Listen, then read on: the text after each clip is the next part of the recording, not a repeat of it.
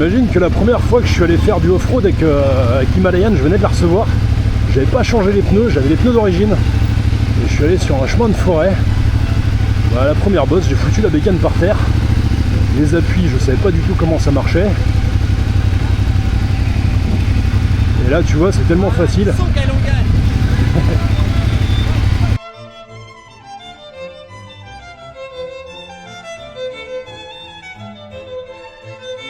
Hop, tu vois le pied droit là. Le but, ça va être vraiment d'appuyer sur votre jambe intérieure avant d'arriver au clou, hein, dans la phase neutre entre les deux, entre guillemets. D'appuyer sur votre jambe intérieure juste pour comprendre que la moto, vous allez voir, elle a envie d'y aller. Et on va la laisser aller. Donc il faut qu'elle... Hop. Tu vois, dès que j'appuie, bah, la moto tourne toute seule. Regarde. Voilà. Hop. Tu sens même dans la phase, c'est ça qui la redresse. Appuie. Moi, pour voir que vous faites le bon geste et le bon appui, levez-moi l'autre jambe du cale-pied. Comme ça, je suis sûr que votre poids, il est vraiment sur ça. Tu as des petits repères sur ton guidon qui te permettent de le centrer gauche et droite et surtout en hauteur. L'origine toujours, c'est la limite haute et la limite basse. Exactement.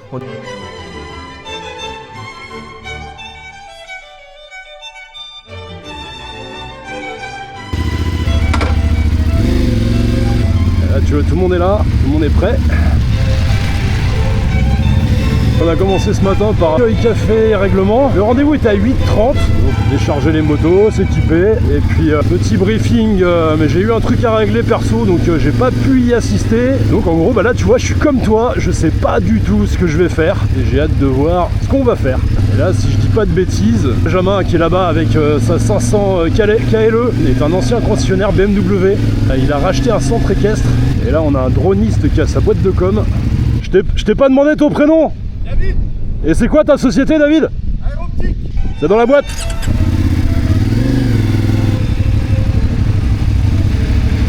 Les moteurs. Donc du coup, c'est ça le terrain d'exercice. Le sens qu'on vient de faire, c'est vraiment le sens de marche. C'est comme ça qu'on fait, en fonction de différents ateliers qu'on peut prendre. Ouais, ça chauffe bien. Hein. Là on passe à l'échauffement de l'épaule gauche. En même temps tu vois on continue à travailler les appuis. On serre bien la moto. On voit le petit déséquilibre que ça fait sur le guidon quand on tourne le bras. Et bah tu vois le bras droit en fait ça passe aussi. Parce qu'on y va au régime moteur. Échauffement de la jambe droite. L'échauffement de la jambe gauche. De l'autre côté on va faire de l'avant-arrière. Et bah écoute je sais pas si j'ai la température. Je vois pas la température extérieure. Après je connais pas encore la moto. Bon, il doit faire une dizaine de degrés je pense. Là tu vois clairement le guidon il est réglé en position route. Là la bécane à 75 bornes. Je suis allé la chercher avant-hier. Là on met devant, on met derrière, on se relève. Là, il doit être coach sportif en même temps, Benjamin. Les genoux sur la selle, sur la CF c'est assez ledge. Et les pieds sur le porte-bagages. De l'autre côté, hop, hop, tu vois le pied droit là. Hop, là je repasse le pied gauche, je passe de l'autre côté, pied droit, je viens me rasseoir sur la selle, je mets le pied gauche sur lequel pied droit, et puis ça passe hein. Là, regarde, on repasse le pied, hop, et fin de l'échauffement, et bah ça chauffe. Donc t'es coach sportif aussi alors? J'ai une carte exactement. Alors cet échauffement? Ouais, c'est bien, après faut coordonner aussi les mouvements, t'es pas habitué à la faire. moto elle est en off-road, ça se contrôle au pied. D'avoir fait des exercices un petit peu où tu joues, c'est pour comprendre qu'en fait l'appui, il a une incidence sur la moto. Je vous laisse faire 2-3 tours tout seul, debout, juste pour comprendre ce que ça fait la sensation. Ce sol là est top, ça vous prévient, ça glisse sans glisser. Il prévient, s'il glisse, c'est-à-dire que ta position n'est pas correcte, et justement on va bosser dessus, on va la corriger, on va la rectifier. L'idée, ça va être de rentrer dans le slalom, et après bah c'est gauche-droite, gauche-droite, gauche-droite. Votre regard doit toujours avoir un temps d'avance. Bon alors cette 800 DE elle est comment? Ça va, c'est assez lourd. Tu l'as loué pour le stage là? Ouais, après j'attends de voir pour comparer avec les autres. Ouais, tu me rediras à la fin du stage. Ça a l'air plus d'un vélo celle-là. Ah bah là t'as 175 kg plein fait et là t'as 240 plein fait. Donc là en arrière, là en avant, Voilà. et là en arrière, et là en avant.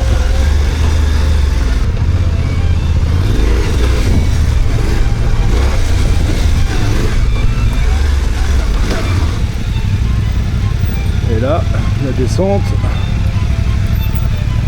Ah c'est sympa. Hein. Ah ouais, c'est vraiment sympa. Tu vois, ça braque et tout, c'est...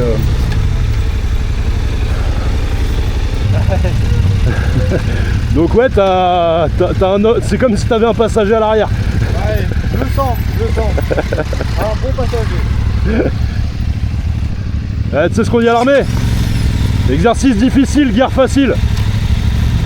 Tu t'entraînes dur, tu prends une bécane légère, ce sera facile. Pour ça, demain, ça ira plus simple. Allez, je te laisse y aller. Benjamin, ici, il te loue aussi des motos, il te loue des logements, en gros, même si tu débutes, tu veux débuter, tu as le permis moto et tu n'as jamais fait, j'ai vu sur son site, il loue même les pantalons, il loue les protections. Donc en gros, tu as un casque, des gants, et tu viens faire un tour, tu l'appelles.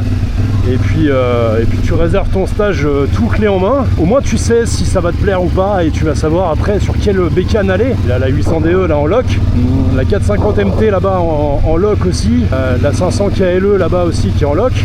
Il a une KTM aussi en loc il me semble. Et il doit en rentrer d'autres. Donc en gros tu vois si tu veux acheter une bécane, bien sûr les bécanes qu'il a en fait il est en partenariat avec plusieurs concessionnaires. Donc tu peux l'appeler directement.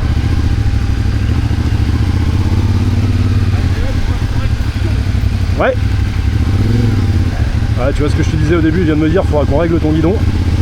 Parce que là, Sébastien de Guillermo Moto, tu vois juste là, CF Moto, m'a réglé la moto pour la route en me disant que parce que lui est un ami aussi de Benjamin, donc en me disant que ce serait Benjamin qui m'en réglerait la moto pour faire ça au mieux. Donc résultat, on va faire ça ensemble. Ah, le guidon c'est pas bon du tout. Du coup les postes de pilotage, si vous voulez, les motos quand elles sont conçues, quand tu les achètes, là c'est le cas, il l'a acheté neuf Jérém, et l'idéal c'est de régler son poste de pilotage parce que nous on roule pas assis, 98% du cas on est debout, donc tout ce qui va être guidon, commande, etc. c'est pas la même quand tu es assis dans ta selle. Le but c'est que les commandes elles tombent sous la main et que tu aies une position agréable, mais nous on roule debout, d'autant plus quand tu es grand comme lui, et ben en fait le poste de pilotage il est à régler. Donc forcément on va mettre une position qui est agréable debout. Et du coup assis, t'as un peu, comme là vous c'est le cas, les motos elles ont le guidon un peu bizarroïde assis. Les commandes elles sont loin. Et oui, on passe notre vie debout. Donc du coup, un poste de pilotage, ça se règle, ça s'ajuste. Et souvent les motos modernes avec des jolis guidons, des cintres, on arrive à le faire avec 100 mètres de pièce, on arrive à le régler pour que ça soit agréable. Donc le truc c'est que c'est en voyant Jérém rouler, on voit bien que là il y a le guidon limite dans le bassin, donc non, on va régler la position pour que ça soit déjà agréable et deuxièmement efficace. Tout est là. Ça. Nickel. Donc là pareil, Jérém tu connais, tu as des petits repères sur ton guidon qui te permettent de le centrer gauche et droite et surtout en hauteur. Donc d'origine toujours c'est la limite haute et la limite basse. Exactement. D'origine, tu as toujours la petite croix qui te dit le réglage d'origine standard il est là et ensuite toi tu vas ajuster. Et ça s'invente pas, c'est vraiment fait pour régler avec ton gabarit, avec toi ton ressenti. Donc l'idéal c'est que tu montes dessus si tu veux. Je pense que comme ça va être pas mal. C'est que si tu te mets debout, il faut que tes commandes et que tes mains, et voilà, il faut que tu sois aligné. Il faut que ça soit, toi, il faut que les commandes et le guidon. Exactement. Mais depuis tes doigts, c'est bien. J'ai une autre question par rapport au réglage. Ouais. J'ai vu que là il y avait des vis de réglage. Oui. Comme j'étais en Himalayan avant, ouais. Les vis de réglage, là je connais absolument pas. Ouais. Comment ça se règle? Il va y avoir beaucoup de sensations que tu vas avoir, ouais. Mais sinon physiquement, souvent on va regarder, tu sais, on met un petit, soit un petit collier Riesland, soit un petit joint torique sur le tube de fourche en bas pour regarder justement comment il travaille, comment il s'enfonce. On va se mettre côté pas étrié comme ça, tu as de la place. Et le but c'est que tu l'entoures autour de ton tube et ça va te donner une idée de justement du débattement, de l'enfoncement que toi tu utilises. Et à partir de là, on va régler, on va ajuster. À peu près au milieu comme ça, en fait le joint, automatiquement le joint quand la fourche va descendre, il va le pousser. On a la sensation que tu as toi, si tu dis que c'est un bout de bois, on va ouvrir l'hydraulique pour qu'elle travaille plus et qu'elle soit plus smooth ou plus raide en fonction de ce que tu as besoin. Donc ça c'est pas évident à régler parce que ça va être beaucoup du ressenti du gars. Ok. du poids du bonhomme évidemment et de ton niveau. Parce que si tu roules gentil partout, oui, et si tu roules fort, et ben en fait tu n'auras pas les mêmes réglages. Et c'est bien pour ça que ça se règle, c'est pour s'ajuster au bonhomme, à l'usage, à tout. Et après tu as les petites vis et la petite ruse. Dans ton contact, c'est que ta clé là, elle fait les réglages.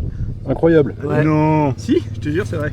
Tu me diras dans les commentaires aussi, au niveau du format, je pense que je vais faire plusieurs épisodes. Et si tu veux un format long, de la vidéo totale, ou alors si ça te convient, c'est plusieurs épisodes. Et pareil pour tous mes autres partenaires, hein, JF Race on Trail, etc. Je te fais beaucoup de vidéos, je les coupe à... J'essaye de jamais dépasser les 20 minutes pour pas que t'en aies marre, mais je peux aussi te faire un montage d'une vidéo de 2 heures sur la totalité de l'événement. Donc je te laisse me dire dans les commentaires le format que tu préfères, parce que moi je m'éclate à faire le montage, mais ce qui m'éclate aussi c'est que ce que je fais te plaise.